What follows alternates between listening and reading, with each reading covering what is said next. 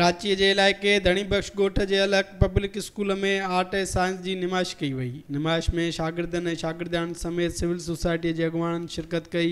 Art ऐं science जी निमाइश में पाक फ़ौज, व्हाइट हाउस समेत ॿियनि सक़ाफ़ती हंधनि जा खाका पेश कया विया, जॾहिं त शागिर्दनि मुख़्तलिफ़ साइंसी प्रोजेक्ट पिणु रखिया ऐं शागिर्दान टेबलोस पिणु पेश कया। उन मौक़े ते सन टीवी न्यूज़ सां ॻाल्हाईंदे मास्तराणियुनि, शागिर्दनि ऐं ॿियनि चयो त स्कूल में ॿारनि जो हौसलो वधाइण लाइ अहिड़ा प्रोग्राम कराया वेंदा आहिनि। हुननि चयो त शागिर्दनि आर्ट ऐं साइंस ते बहितर कमु कयो आहे। शागिर्दनि जी अहिड़ी सलाहियत ॾिसी खेनि ख़ुशी महसूस थी रही आहे। संदन चवण हो त अलॻ पब्लिक स्कूल में हर साल इहो प्रोग्राम थींदो आहे, जंहिंमें आर्ट ऐं साइंस में सुठो कमु कंदड़ शागिर्दनि ऐं शागिर्दान खे मेडल सां नवाज़ियो वेंदो आहे। टैंक भरिजी वेंदो आहे, पाणी ज़ाया थी वेंदो आहे, त हिन सां पाणी ॾाढो ज़ाया थींदो आहे, त हिन पाणी ज़ाया थियण खे बचाइण जे लाइ असांखे हिकिड़ो दिमाग़ में अलार्म आयो त जंहिंसां पाणी ज़ाया थियण खां बचायो वञे।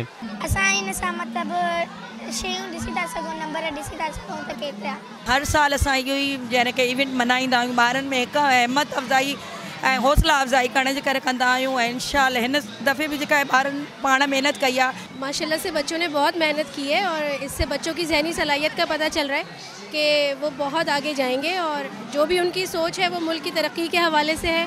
एक वो स्कूल जहाँ सारे वसाइल हैं उसके बावजूद जो स्कूल का लेवल है, ये अलहक फाउंडेशन की माशाल्लाह मैडम शाहिदा की बेतहाशा मेहनत है और उन्होंने अपने बच्चों को उसी लेवल पे खड़ा किया जो एक किसी बड़े स्कूल के बच्चे होते हैं। तमामु घणो सुठो महसूस थियो इन लाइ जो जेके हिन प्रोजेक्ट मैडम ठाराया आहिनि हिन स्कूल में उन में नॉलेज आहे। निमाइश जे आख़िर में बहितर कारकर्दगी जो मुज़ाहिरो कंदड़ शागिर्दनि ऐं शागिर्दान में मेडल पिणु विराया विया। कैमरामैन गुलाम मुस्तफ़ा सां गॾु अब्दुल ख़ालिक मंगी, सन टीवी न्यूज़, कराची।